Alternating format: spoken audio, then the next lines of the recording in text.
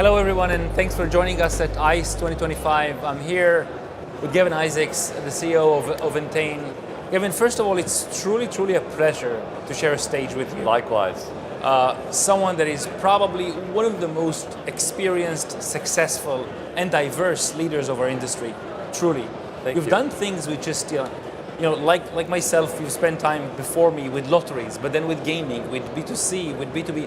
I can't even see any other leader that has done so many diverse roles in their career. And it seems like, and that ties to your morning session of transformation, that you enjoy picking up on projects when they are at the time of shift and transformation. So share with us what excites you about those tipping points in companies' lifetime. Well, thank you. Thanks, Moti. And one of the things that I've always been blessed to be around is companies that have great brand, great people, great pedigree, and just seem to get off track a little bit.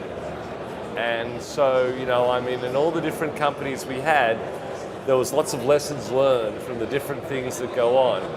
And you put all of them together and you sort of like get a formula where if you've got a very clear direction, a really clear focus, you have clear goals, everyone aligned, and you cut out all the peripheral stuff that doesn't matter. Really focus on what's important. It seems to work. So, back with Aristocrat when I was in Australia originally, we didn't have a Nevada license. We get that, and all of a sudden America takes off. When we get to America, you have to work out whether or not you have the right product for the right markets. So you could be all things to all people. We didn't do the strip. We just focused on the Native American and riverboat local markets. Things like that. So, and all of them have had one thing underpinning them. They've all had great people, or several things underpinning them. They've all had great people. They've all had tech issues. And I am not a tech guy.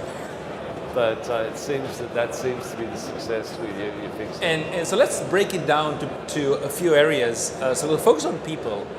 It's important, obviously, when you want to try to your point, to get everyone on the right course. What's the methods and what did you find to be more successful in motivating the team and making sure that they understand where the focus is? Because it's all about people. When, in my experience, when you get people on board with the changes that you want to bring, everything is so much easier from that point onward. So, no, it's great point. So when you got to start with clear direction and goals. So people have to know what's expected of them. So, you've got to have goals where they can be measured, where they can be held accountable. I think the second big element is accountability. If you say to someone, this is where we want to go, I can't tell you, hey, Moti, I want you to do this, but I need you to employ Lisa to do it. I've got to hold you accountable. If I tell you what to do, I can't hold you accountable. So it's really important that you empower your people, that you pick the right people, and you learn over a period of time what's right and wrong. You empower them, you set goals for them, and you let them get on with it, and they've got to deliver. And you measure. Exactly, and I agree completely. We're going through a massive transformation with Aristocrat, forming Aristocrat Interactive, which is, I keep reminding people, we're actually forming a group that is made out of 6 individual companies. Yes. The 3 companies that NeoGames bought, and then Roxor, and then merging with Aristocrat and so on. So yeah, I think I agree. It's about setting those measurable goals, and I think would you agree that it's more about what not to do rather than, because I think that's very important. Focus is really important, because one of the things in one of the companies I was recently in, we had tech people developing tech. No commercial value to it, no purpose for the company to it. They just wanted to develop something. Yeah, no wrong.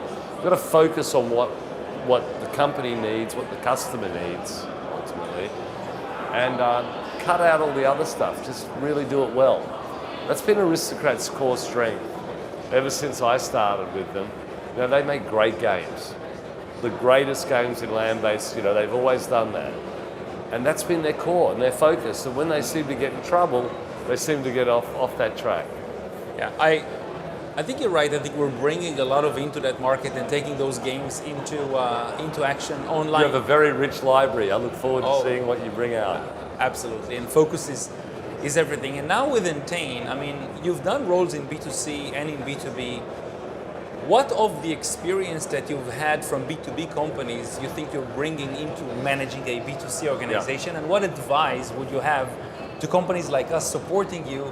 What is it that we don't get, or what is it that we should get better?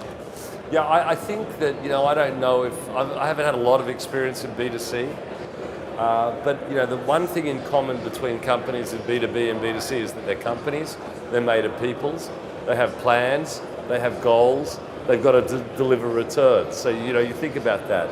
I said in my earlier speech, the one thing I miss about the B2B side is having direct customer interaction, because the customer is the person you're providing your games to. As a B2C operator, our customers are sometimes anonymous.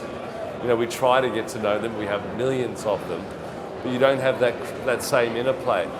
What the B2B guys have to realize is that, there are many demands on what you're trying to deliver to that like I'll look at a lobby.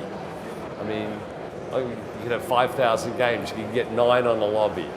How do you work out what the customer wants? So I guess the best advice I could give is working with us, trying to do things that help us differentiate, help us sort of like get that little edge on our competition. But we owe you,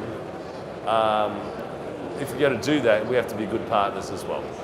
Yeah, we're doing our best to be the best partner in the world. I think, for us, we kept parts. First of all, we nested as a B2C business with NeoGames before, turning into a B2B company. And we are keeping quite a few parts of our business which are as most close to B2C.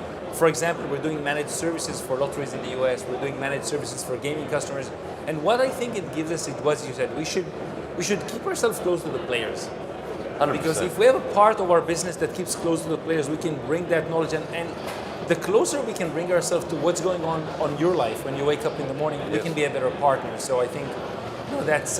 It's always been a challenge for a B2B company in my experience, where you would say, how's our games going? They'd give you your game performance. Well, how are they going compared to the others? Well, that's confidential. It doesn't work that way. And so, for you to be closer to our customer, we have to give you information access so that we can ultimately get a better result for the end player together. And you're such a global organization from a B2C perspective, and markets are so local. How do you balance between the need to be a strong local hero versus the need to scale as a global B2C organization? We have 40 countries, so the way you can dissect it, you can do it by country. I do it by platform. And so the bulk of our businesses, we've got the Australia and New Zealand business on their own platform. We've got the Nordics, 10 countries up there, and they're on 2 platforms. We've got Italy on 2 platforms. But then the bulk of the business, and then we have Georgia on its own platform. The bulk of the business is on the old Bwin platform. And my biggest challenge at the moment is to get that Bwin platform modernized, which we're doing. But that drives the UK, it drives Brazil, it drives a lot of the European companies, and it drives BetMGM in the US.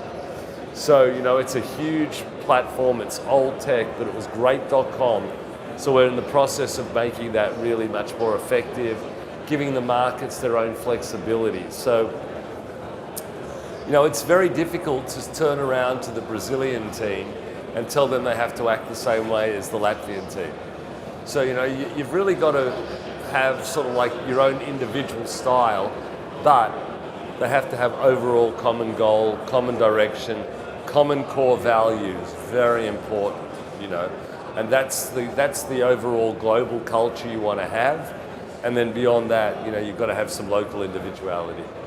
Agree. And when it comes to innovation, obviously we're investing a lot in innovation, not only in the games, which, as you said yourself, we're happy to be the leaders in the market, but also investing in innovation around front ends, like portals. As to yourself, getting into a portal of 4,000 games, and how do you do that? So What are the areas that you would like vendors like us to help with innovation apart from game content?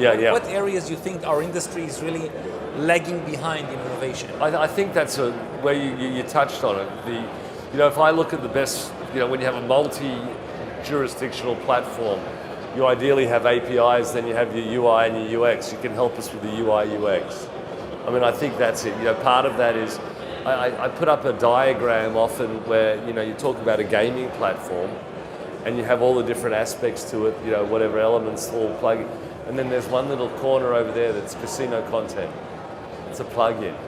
I mean, I think that you can be more than a plug-in. I think that you can help facilitate some of the best practices and work with us to make sure that the ultimate player experience is as seamless and as good as possible. That's what it's all about. Is there any other industry apart from gaming that you're looking to say, they're doing it right, we should do it like they do, like we should learn from? I haven't ever been asked that question. I'd have to think about it, but yes, I'm sure. I get so focused in my world, and I'm not such a big online person, but you look at the seamless apps that people are using, like my kids and things like that, and the experiences. I think, there's obviously the common element is what makes one person want to use your platform, your app over someone else's app. And it's obviously playability, smooth, the transition, the swiftness of it. I mean, I guess TikTok. I know that's topical at the moment. But, I agree. I think the area of content personalization and actually content suggestion to players, like the Netflix type of it's gaming, incredible, and isn't it? how would we structure ourselves in a way that would give relevant content to each player according to their life? It's an area we're investing a lot in when it comes to what type of sport markets certain players would work with and what type of games they would work in, and it's part of what AI can help us with as well, because the more personalized the experience, the better it is for the person playing. I mean, I think that in a nutshell is it. And that's what you do get with a lot of these other applications where you can, what do I like, what don't I like, and then you can get fed the great information. Yeah, I think, AI, in my opinion, is going to be a massive influencer to our industry. Up until now, it's a bit of a buzz, and, we're working hard to get it into reality in different areas across the organization. We're already using it in quite a few areas, whether it's data science or even risk management of sports and so on. But I think it's just we're scratching the surface. There's so much to be done in that. I think so, space. And the way I try and explain it to people like my mother. What is it? Processes have got better, bigger, faster, stronger, and it's just a branding of that. It's continuous improvement. Well, thank you. We can sit here for hours. We could. And have further discussions, but this has been a pleasure, and thank you for sharing your experience with us. Thank you for having me.